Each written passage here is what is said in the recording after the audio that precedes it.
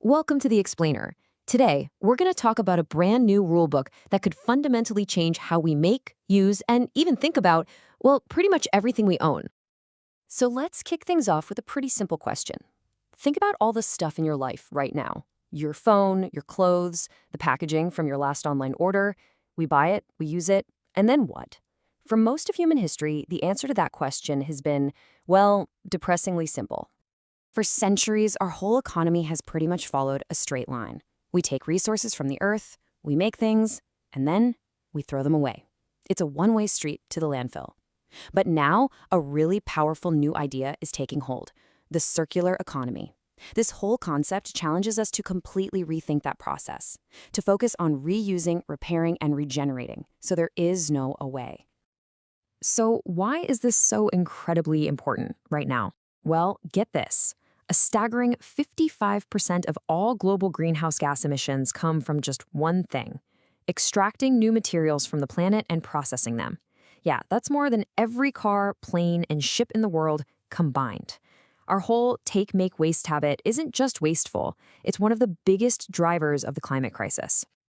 And this system, it's not just bad for the planet. It's actually a huge gamble for businesses, too. I mean, think about it. They're totally exposed to wild swings in resource prices, new environmental laws, and, of course, growing pressure from all of us to just do better. But here's the really interesting part. A lot of businesses want to change. They can see the writing on the wall. The problem is they've been missing a critical piece of the puzzle. How do you actually measure being circular? How can one company prove it's really making a difference? Right now, without a common set of rules, it's just chaos. It's like everyone's trying to play the same game, but with completely different rulebooks. One company's definition of recycled might be totally different from another's. You can't run a global economy like that. It just doesn't work.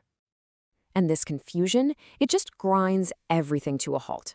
Investors get nervous about funding projects they can't accurately measure. Governments can't make smart policies because they don't have good data. And companies themselves can't even tell if what they're doing is working. The whole movement just gets stuck in the mud. And hey, this isn't just some abstract problem. You have major players like Toyota saying it loud and clear. Look, we're ready to act, but we need a common playbook so we can turn these good intentions into a real, measurable strategy. So, to cut through all this confusion, a massive global collaboration. We're talking groups like the World Business Council for Sustainable Development, the UN. They all came together to create the very thing that was missing: a universal rulebook. It's called the Global Circularity Protocol, or GCP for short.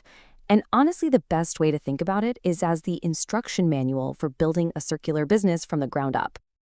So what does it actually do? At its core, the GCP gives every company the same yardstick. It lets them answer a really simple but critical question: how good are we, really, at keeping materials in and out of the trash? It creates one common language that everyone, investors, customers, policymakers, can actually understand and act on. Now, this analogy right here is the absolute key to understanding the GCP's potential. The goal is for it to do for materials what the famous greenhouse gas protocol did for carbon. Before the GHG protocol, counting carbon was a total mess. But by standardizing it, it unlocks everything, from corporate climate goals to global carbon markets. The GCP is designed to have that exact same game-changing effect, but for all of the physical stuff we use every single day. Okay, so this all sounds great in theory, right? But how does it actually work? How does a company take this rulebook and use it to make real, tangible changes? Let's get into the nuts and bolts. The protocol lays out a really clear 5-step path. First, you frame the problem. You decide exactly what part of your business you want to tackle. Then you prepare by mapping out all your materials. Where do they come from? Where do they end up? Next, you measure your current performance. Based on that hard data, you can manage your strategy to improve. And finally, you communicate your progress, which is how you hold yourself accountable. I know that might still sound a little bit abstract, so let's make it super concrete. Here's a practical case study drawn right from the source material that shows how this all comes together. Okay, so picture a furniture maker. Using the GCP, they decide to frame their efforts on their office chairs. In the prepare stage, they dig in and identify that a certain non-recyclable plastic is a huge linear dead end for them.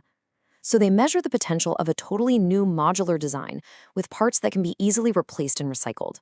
This data then lets them manage their strategy, and they launch a whole new, more sustainable chair. And finally, they can communicate these measurable improvements, proving their commitment to investors and customers. So that's just one company. But what happens when we zoom out? What if thousands and thousands of companies all over the world start using this exact same playbook? Well, the potential impact is, honestly, it's almost hard to wrap your head around.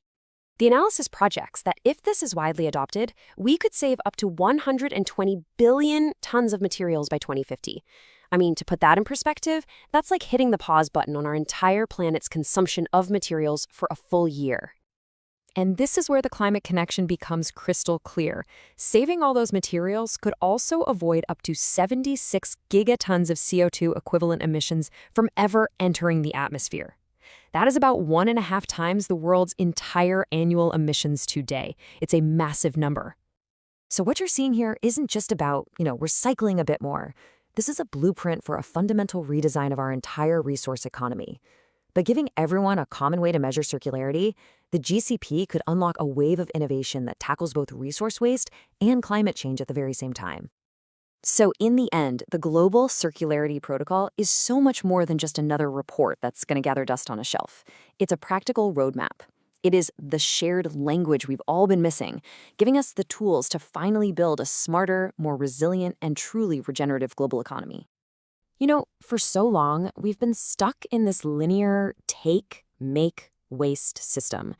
Not because we wanted to be, but because we just didn't have a shared blueprint for how to change. Well, now we have one. And it really leaves us with a powerful question to think about. What kind of world could we create if a product's end was always, by design, just the beginning of something new?